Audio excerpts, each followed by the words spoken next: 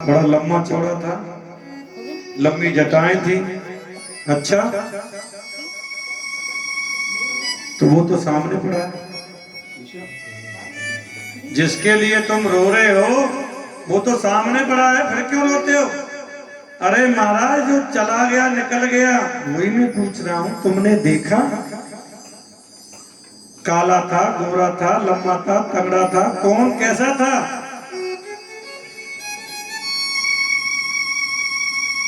कोई हजार प्रमाण देकर भी बता नहीं सकता मरने वाला कैसा था।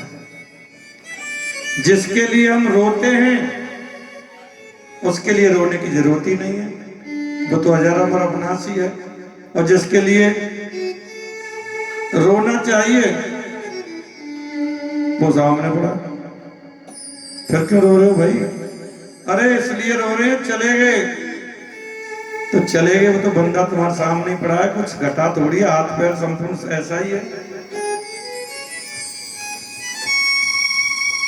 तो जीव जो है हजार प्रमाण देने पे भी बता नहीं सकता मरने वाला कैसा था। इसलिए नारद जी कहते हैं यही प्रस्तुति पुरंजन की बनी। मृत्यु का समय आया, स्त्री की याद में मर गया और मरने के बाद में स्त्री के शरीर में जाना पड़ा। ये कथा, भागवत, कीर्तन, सत्संग, प्रवचन किस लिए कराया जाए? करत करत अभ्यास के जड़ मत हो तुझान, मरते वक्त बस हमारे मुख से राम निकल जाए, उसके लिए तो सब प्रयास है। मरते वक्त पत्नी की याद में मर गया तो स्त्री शरीर में जाना पड़ा। अपने पति की मृत्यु के बाद में अभिज्ञात नाम का जो सखा आया, आकर के उसे समझाते हुए बोला, भले आदमी, ना तो तुम पुरंजन हो ना तुम पुरंजनी हो, तुम तो मेरे सखा हो। तुम मेरे सखा हो कि ईश्वर अंश जीव अविनाशी, ईश्वर अंश जीव अविनाशी, ईश्वर अंश जीव अविनाशी, ईश्वर अंश जीव अविनाशी, चेतन अमल सहज सुख राशि, चेतन अमल सहज सुख राशि, सो माया वश भयो साई, सो माया वश भयो साई, सो माया वश भयो साई, सो माया वश भयो साई, मद हो कीट मर कट की नाई, मद हो कीट मर कट की नाई, मद हो कीट मर कट की नाई, मद हो कीट मर कट की नाई, ईश्वर अंश जीव अविनाशी, ईश्वर अंश जीव अविनाशी, चेतन अमल सहज सुख राशि, चेतन अमल सहज सुख राशि। नारद जी कैसे हैं, जिस पुरंजन की बात मैं तुमसे कह रहा हूं ये कोई पुरंजन नहीं है प्राचीन भरी, तुम ही पुरंजन हो। परमात्मा को भूल करके संसार में पड़े हो, इसलिए अपने शरीर के लिए तुम इतने बड़े बड़े पाप भी, अत्याचार भी कर लेते हो। इतने जीवों की हत्या तुमने कर दी। प्रत्येक परिस्थिति में परमात्मा की याद को बनाए रखो। परमात्मा ने शरीर जो दिया है हमें केवल विषयों के लिए नहीं दिया है, विषय भोग के लिए नहीं मिला है। ये काम तो जीव भी कर लेते हैं। जीव में और हम में क्या अंतर रहा? खाया पिया, विषय भोग किया और बस ठीक है, ऐसी में समय निकल गया। भजन के लिए हमने समय ही नहीं निकाला, तो पशु में और मनुष्य में कोई अंतर नहीं रहा। भगवान कहते हैं कि सबसे सुंदर मेरी रचना ये मनुष्य है, लेकिन इस मनुष्य ने ना चलता फिरता कब्रिस्तान बना दिया है अपने आप को। चलता फिरता कब्रिस्तान है। शमशान जाएगा तो आके नहाएगा, कपड़े भी धोएगा। क्या हुआ भाई, चिपट गया कोई? और जिसको रांध के बना करके खा गया, बाबू बन के टाई पहन के घूम रहा है, वो क्या? उस जीव को ही बना के खा गया, तब कुछ नहीं चिपटा। और शमशान में जाने के बाद में नहाएगा धोएगा, भूत चिपट गया तुमसे। ये चलता फिरता कब्रिस्तान है ये मनुष्य। भगवान कहते हैं इस मनुष्य को बना करके तो मैं भी चकरा गया हूं। इसको क्या मैंने बना दिया और ये क्या बन गया है, इसका पार नहीं पा सकता। इसकी बुद्धि बड़ी तीव्र है, भगवान में भी दोष निकाल देता है। कितना चतुर है ये जीव। नारद जी कहते हैं, हे प्राचीन वरी पुरंजन, इतने इतने बड़े तुम अत्याचार कर लेते हो, इतने इतने जीवों को तुमने मारा। ये जीव ही तुम्हें ये सब कर्म भोगने पड़ेंगे। ये शरीर जो मिला है हमें गोविंद की भजन के लिए मिला है, प्रभु के सिमरन के लिए मिला है। कर से कर्म करेऊ विधि नाना, मन राख्यो जहाँ कृपा निधान।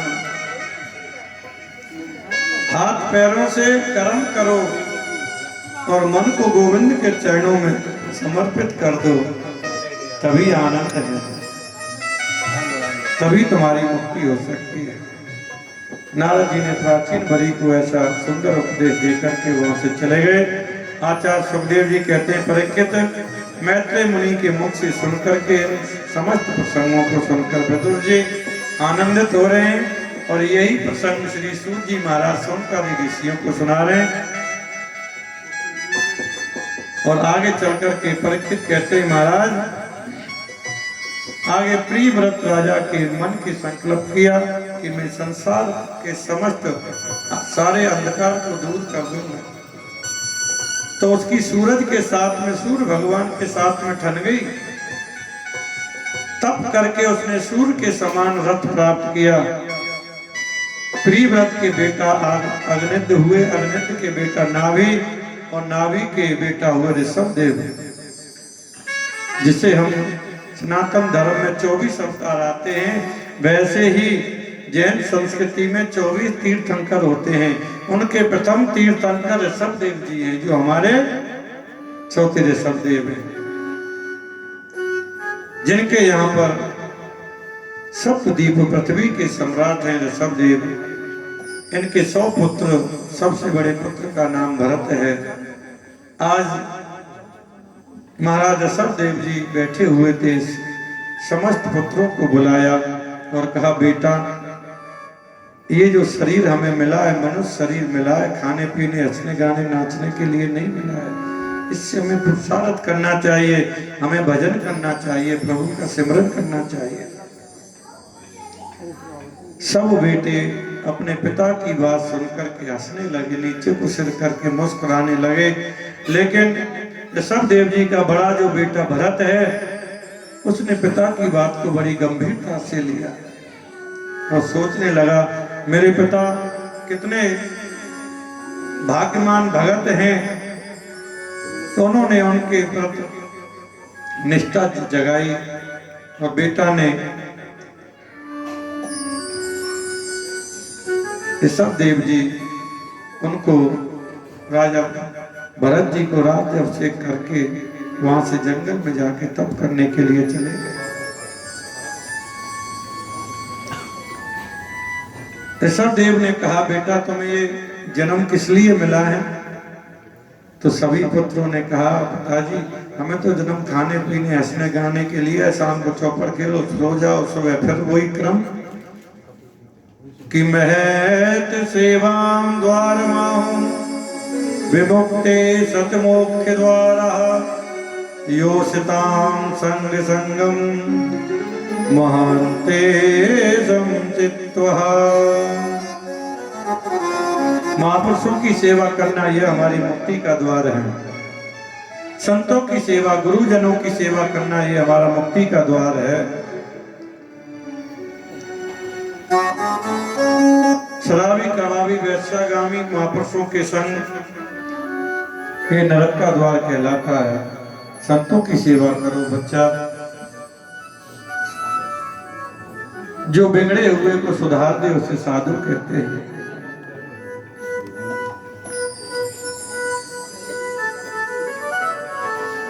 एक गुरुजी अपने शिष्य से,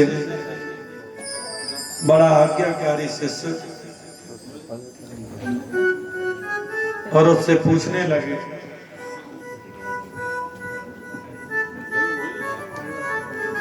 गुरुजी को पैर दबाने का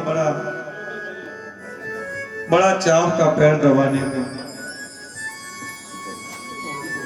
तो उससे पूछने लगे, बेटा कितने भाई हो तुम? बोला, गुरुजी हम 4 भाई हैं। अच्छा, पैर दबाओ। पैर दबाना शुरू कर दिया। शिष्य ने देखा कि गुरुजी लगता है सो गए हैं। जैसे ही उठने लगा तो गुरुजी ने कहा, हाँ बेटा क्या कह रहे थे तुम, 4 भाई हैं? बोले, हाँ गुरुजी 4 भाई हैं। तो बड़े वाला क्या करता है? गुरुजी वो अपना अलग काम करता है। अच्छा, कह के गुरुजी फिर सो गए। शिष्य पैर दबा रहा है।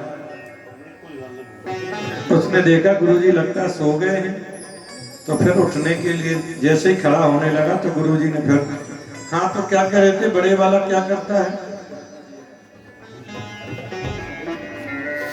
तो शिष्य ने कहा, गुरुजी वो अलग काम करता है, मैंने आपको बताया था, और तो बाकी सब साथ में रहते हैं। तो तुम 3 भाई हो गए, एक अलग रहता है। हाँ गुरुजी। फिर पैर दबाने लग गया। जैसे ही शिष्य चलने लगा तो फिर गुरुजी ने कहा, हाँ तो क्या कह रहे थे? यानी जो प्रश्न शाम को 8 बजे किया वो सुबह 4 बजे तक चलता रहा। 4 बजे फिर पूछा, हाँ तो तुम कह रहे थे हम 3 भाई हैं, तो सबसे छोटा तू ही है। बोलते, नहीं गुरुजी, अब 4 में से 3 ही बचेंगे, क्योंकि मैं तो मरने वाला हूँ। तुमको तो पैर दबाने की इतनी आदत है कि सारी रात हो गई, उठता हूं तो कहते, हाँ तो क्या कह रहे थे? तो ऐसे भी गुरु हुआ करते हैं कि दूसरे के दर्द को एहसास ही नहीं करते कि उसको कितनी वेदना हो रही है। वो गुरु ही क्या जो दूसरे के दर्द को ना समझे। ऋषभ देव जी ने कहा कि उन संतों की सेवा करो, उन महापुरुषों की सेवा करो जो ज्ञानिद्ध हैं।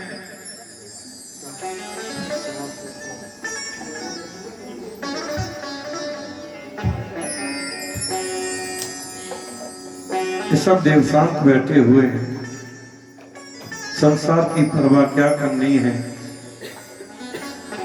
गोविंद की परवाह करो। इन संसारी जीवों की परवाह करोगे ना तो तुम लुट जाओगे, लेकिन इनको कुछ नहीं फर्क पड़ने वाला। ऋषभ देव जी कहते हैं, बच्चा इन संसारी जीवों की कर भी परवाह मत करना, परवाह करनी तो उस गोविंद की परवाह करना। ये संसारी जीव ना कुछ दे सकते हैं ना दे पाएंगे, जो कुछ देगा तो वो मेरा गोविंद ही दे सकता है और वो ही ले सकता है। भरत ने सोचा, मेरे पिता कितने महापुरुष हैं, कितने ज्ञानी हैं, तो जो संसार में मैं कैसा निकृष्ट हूं, जो मैं संसार में पड़ा हुआ हूं। संसार को अपने ऊपर हावी मत होने दो। जैसे कमल कीचड़ में रहता है, लेकिन कीचड़ की एक बूंद भी अपने ऊपर टिकने नहीं देता, वैसे ही संसार में रहो, परवाह किसी की ना करो सिवा गोविंद के। भरत ने जब ऐसा विचार किया तो अपने पुत्र सुमिति को राजगद्दी पर बिठाया और जंगल में जाकर के सबको त्याग करके वन में चले गए। वन में जाकर के ओम नमो भगवते मंत्र का जाप करते हुए समाधिस्थ होकर के इस मंत्र का जाप करने लगे। दामोदर कुंड में, जो नेपाल में पड़ता है, जहां से गंडकी नदी का प्रादुर्भाव है। गंडकी नदी में जहां से सालग्राम जी प्रकट है।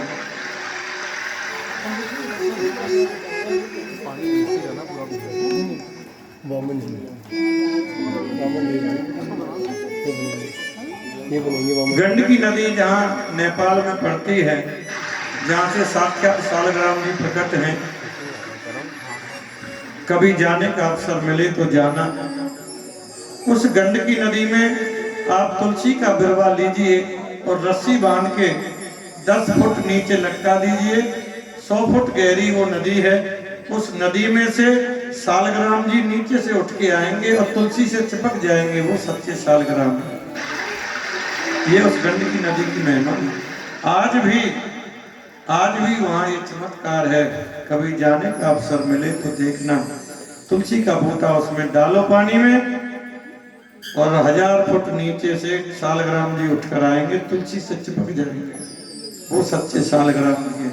हेणगर्भ बोलते हैं, सालग्राम के अंदर सोना होता है। हेणगर्भ भगवान का रूप है। उस गंडकी नदी के किनारे भरत जी भजन कर रहे हैं। उस कंठ भर जल में खड़े होकर के भजन करते हैं तो एक दिन क्या देखते हैं, एक हिरनी जल पीने के लिए आई। जल पीने के लिए आई है, नदी के किनारे जल पी रही है। पीछे से शेर की दहाड़ मारी। हिरन बड़ा भीरू प्राणी रहता है। जैसे ही शेर की दहाड़ लगी, हिरनी गर्भवती थी, डर गई, उस पानी में ही कूद पड़ी। जैसे ही पानी में कूदी, जल्दी जल्दी पार होने की वजह से वो गर्भित शिशु को उस नदी में ही जन्म दे दिया। और दूसरी पार पर जाकर के मानो भरत जी की तरफ देख रही है, कह रही है कि मेरे इस बच्चे को बचा लेना। भरत जी ने देखा, हे राम राम, ये तो मर जाएगा। गंडकी नदी का इतना ठंडा पानी। भरत जी ने उस हिरण के छोटे से बच्चे को गोद में लिया और अपनी कुटिया पर लाए और कुटिया पर ला करके कुछ पत्ते वत्ते जलाए, उनको कुछ सांत्वना दी, रखा। ये तो उन्होंने अच्छा किया। संत का काम ही है परोपकार करना। संत का काम है ही परोपकार करना, जीवों का कल्याण करना। एक महात्मा जी के शिष्य था, बड़ी सेवा करता। एक दिन वो एक डब्बा और कार्ड लेके पहुंच गया। महाराज, ये शादी का निमंत्रण है। ऐसे सुना तो महात्मा जी ने कहा, तुम तो गए। जैसे ही कार्ड शादी का देखा, वानी तो हमसे तो गए। क्या हुआ गुरुजी? बोलते नहीं, बता देंगे तुझे। बताओ सही क्या हुआ? बोलते नहीं, बस हम समझ गए, अब तुम गए, हमसे तो गए। अच्छा, शादी हो गई, बच्चे हो गए, सब कुछ आनंद में रह रहा है। फिर बच्चा हुआ, भाई गुरुजी बच्चा मान गया, अब तुम अपने आप से भी गए।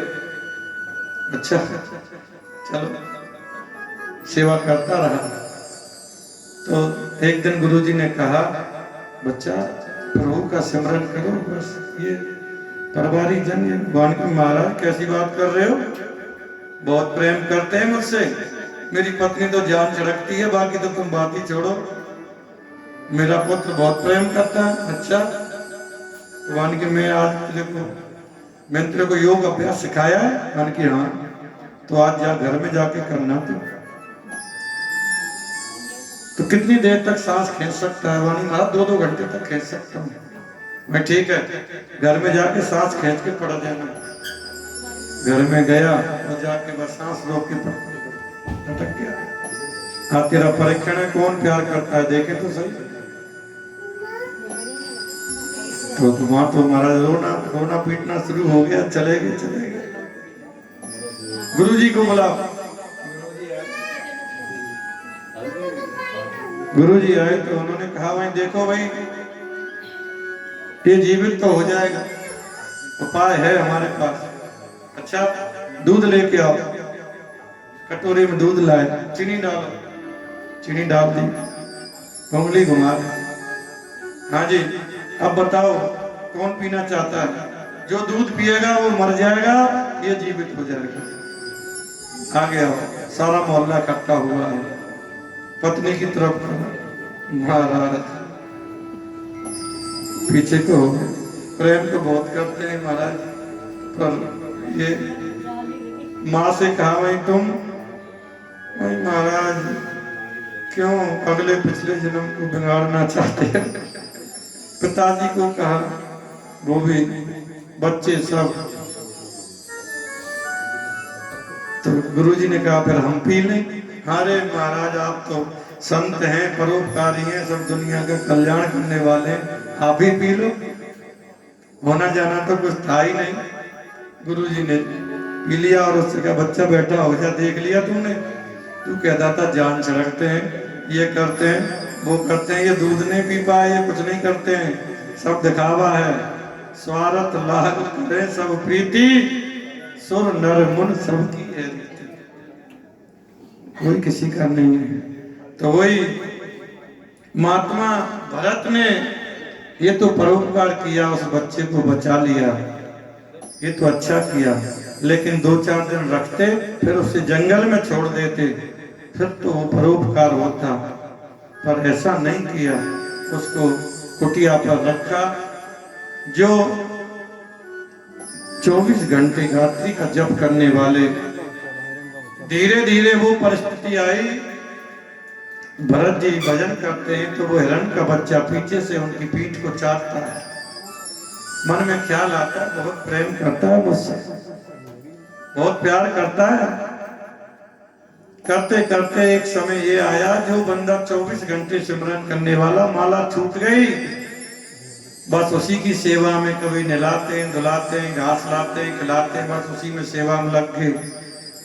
कितना बड़ा वैभव, राजपाट, पत्नी, बच्चे सब त्यागा और जंगल में आके हिरण के बच्चे में ममता हो गई।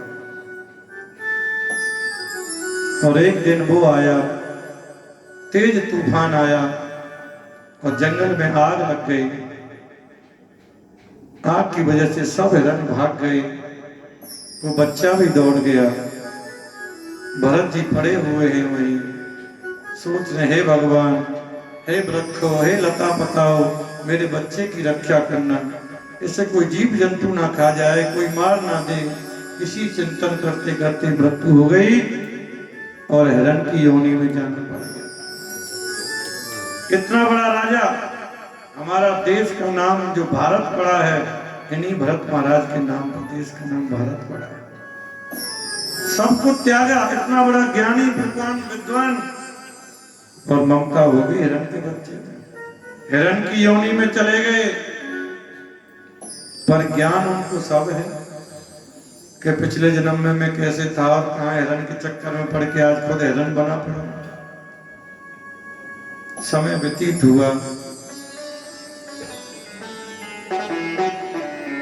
एक दिन जंगल में चल रहे थे, तूफान आया, अग्नि लगी,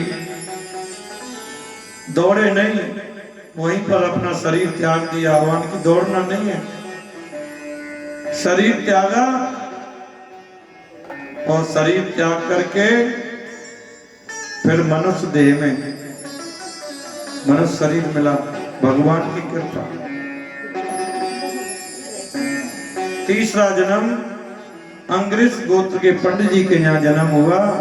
पंडित जी ने देखा होनहार बिरबान के लगत चीकने पात, जो होनहार वृक्ष होता है उसके बचपन में ही पत्ते इतने चिकने होते हैं, सुंदर होते हैं। पंडित जी बड़े विद्वान, उन्होंने देखा मेरा पुत्र बड़ा प्रकांड विद्वान है, उससे कहा कि तुम गायत्री मंत्र पढ़ के सुनाओ मुझे। भरत जी को सब ज्ञान है, सब पता है। सोचने लगे ये गायत्री मंत्र इसलिए नहीं पढ़ा रहे ज्ञान के लिए, आज गायत्री मंत्र मैंने याद करके सुना दिया तो कल कहेंगे ग्रह शांति करो, फिर कहेंगे जजमान के यहाँ कथा करके आओ। जिनको चक्करों से छूटना चाहता हूं उनमें फिर पड़ जाऊंगा। एक भी शब्द उनको शुद्ध सुना के नहीं दिया। तो पंडित जी ने कहा कि जा, तू तो मेरे घर में जड़ ही पैदा हो गया, उसका नाम जड़ भरत हो गया। तीसरे जन्म में भी उनको जड़भरत नाम का पंडित जी की 2 पत्नियां थी, एक के जड़भरत और एक के 3 बच्चे और थे। और सौतेले भाई तो होते ही किसके हैं। पिताजी मर गए, रटाते रटाते एक शब्द भी नहीं सुनाया और भाइयों ने भी घर से निष्कासित कर दिया। जाओ काम काज कुछ करते नहीं हो, किसी काम के नहीं हो तुम। फिर भी भरत जी पड़े ही रहते। भरत जी भजन करते, हिष्ट पुष्ट तगड़ा शरीर और वो सभी प्रकार के 56 प्रकार के भोग खाते, लेकिन फिर भी ऐसे लकड़ी से दुबले पतले। एक दिन खेत पर भेजा, जाओ खेत में अनक कन्न बोए, अनक बोइए, जाकर के चिड़ियों की रक्षा करो, खेत की रक्षा करो। खेत की मेड़ पे जाकर के बैठ गए, सोचने लगे राम की चिड़िया, राम का ही खेत, मैं किसको उड़ाऊं। सारे खेत को चिड़ियों ने खा लिया। तो भाइयों को बड़ी गुस्सा आई और उन्होंने मार पीट करके घर से निकाल दिया। लेकिन कोई चिंता नहीं है, निष्फिक्र हैं, निश्चिंत हैं, चले जा रहे हैं भरत जी। कि तुलसी बिरवा बाग की सींचत ही मुरझाए, राम भरोसे जो रहे पर्वत पर हरियाए। परमात्मा के हाथ से सर्वे छोड़ दो। हम बूटा लगाते हैं घर में तो तोल तोल के पानी देते हैं, कहीं गल ना जाए, सूख ना जाए। और जो वृक्ष पर्वत पर रहता है, आंधी गर्मी धूप छाप पानी हर चीज झेलता है, लेकिन आनंद में रहता है, वो प्रभु के भरोसे रहता है, इसलिए वो मस्त रहता है, ना सूखता है।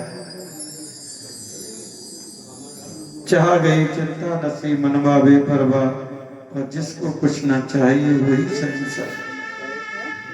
भरत जी आनंद में रहते हैं, मग्न रहते हैं। कुछ मिल गया तो ठीक है, नहीं मिला तब भी ठीक है, पड़े रहते हैं। एक दिन मार्ग में रघुगण नाम का राजा, सिंदूर देश का राजा चला आ रहा है। 4 कहार पालकी में बैठ करके रघुगण आ रहा है, बड़ा अभिमानी है। उनमें से एक कहार की तबीयत खराब हो गई, तो उसने कहा महाराज मुझे माफ करना, मैं पालकी नहीं चला पा रहा। तो रघुगण ने कहा कोई बात नहीं, नहीं चला पा रहा तो सारी प्रजा तो मेरी सेवक है, किसी को भी पकड़ के ले आओ। तो वो कहार लोग जैसे ही किसी को ढूंढने के लिए गए, और तो कोई मिला नहीं, जड़ भरत जी मिल गए। जड़ भरत जी को पकड़ा, बाबा इधर आओ, और पकड़ के लाए और उनके कंधे में पालकी को रख दिया। पालकी रख दी तो चल रहे हैं। जड़ भरत जी का ऐसा नेम था कि 5 पग भूमि को देख के चलते, कहीं कोई चेंटी, कोई जीव जंतु ना मुझसे मर जाए, कोई पाप ना मेरे से बन जाए।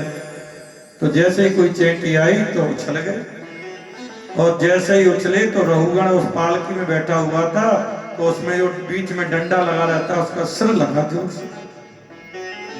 तो डांट करके बोला शर्म नहीं आती तुमको, हैं? तुमको पालकी चलाना भी नहीं आता, मेरा सिर इसमें डंडे में लग गया, सही से चलो नहीं तो तुम्हें ऐसी चिकित्सा करूंगा, याद रखोगे जीवन भर। भरत जी ने कोई जवाब नहीं दिया, फिर चले हैं। फिर वो चल गए, फिर रघुगण ने गुस्सा किया, फिर आगे चले हैं। फिर भरत जी उछल गए, तो रघुगण का इस बार तो गुस्से का ठिकाना ही नहीं रहा।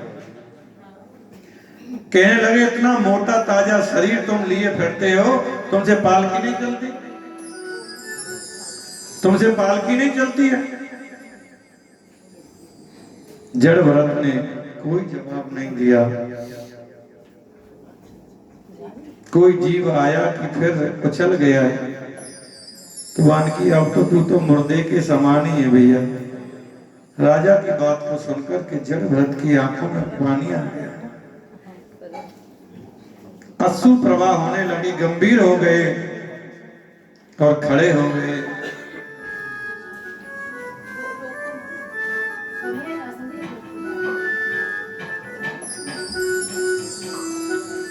खड़े हो गए। राजन, किसकी चिकित्सा करोगे?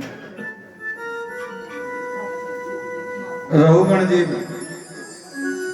देख रहे हैं, जड़ भरत विचार कर रहे हैं, आज इस राजा को उपदेश नहीं दिया तो लोग यही कहेंगे, जड़ भरत जैसे विद्वान के कंधे पर जो राजा बैठ कर गया तो वो मूर्ख का मूर्ख ही रह गया।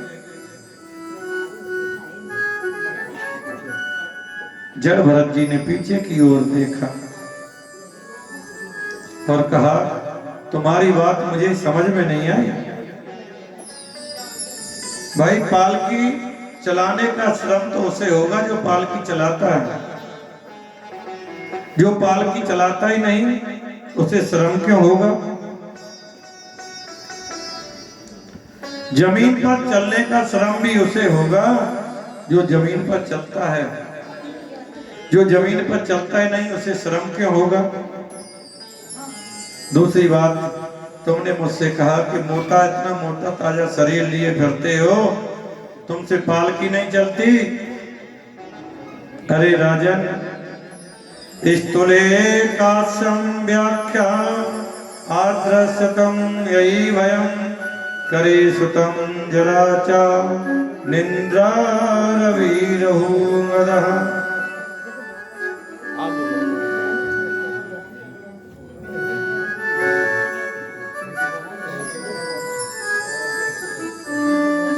मोटा होना, पतला होना, लंबा होना, ये तो सब शरीर के धर्म है।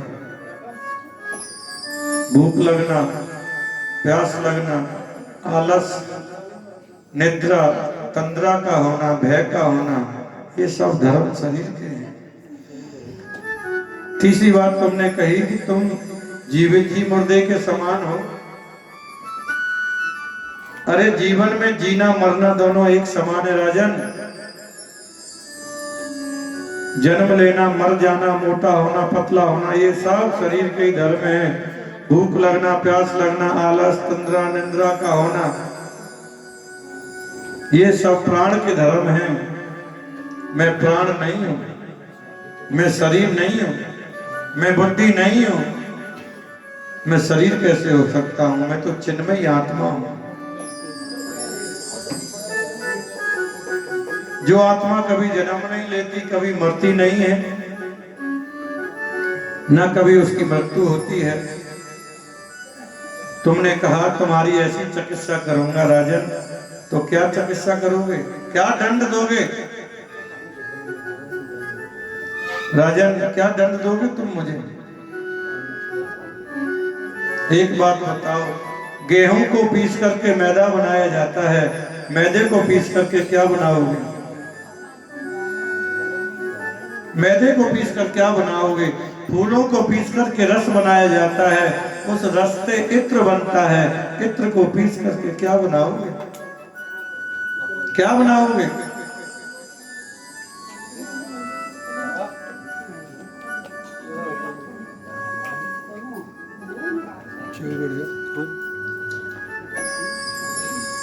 अरे राजन, ये पालकी पृथ्वी का एक टुकड़ा, और इस पालकी को चलाने वाला पृथ्वी का दूसरा टुकड़ा। मिट्टी के एक टुकड़े पर दूसरा टुकड़ा रख के तीसरा टुकड़ा रख दिया जाए तो श्रम किसको होगा? भार किसको लगेगा? वजन किसको लगेगा? तुम मिट्टी का एक टुकड़ा, दूसरा पालकी जो है वो भी एक मिट्टी का दूसरा टुकड़ा, और तीसरा में जो रघुगण नाम का राजा, मिट्टी का तीसरा टुकड़ा। बताओ श्रम किसको होगा? पृथ्वी के एक टुकड़े को रख करके श्रम नहीं, किसी को भार नहीं लगता।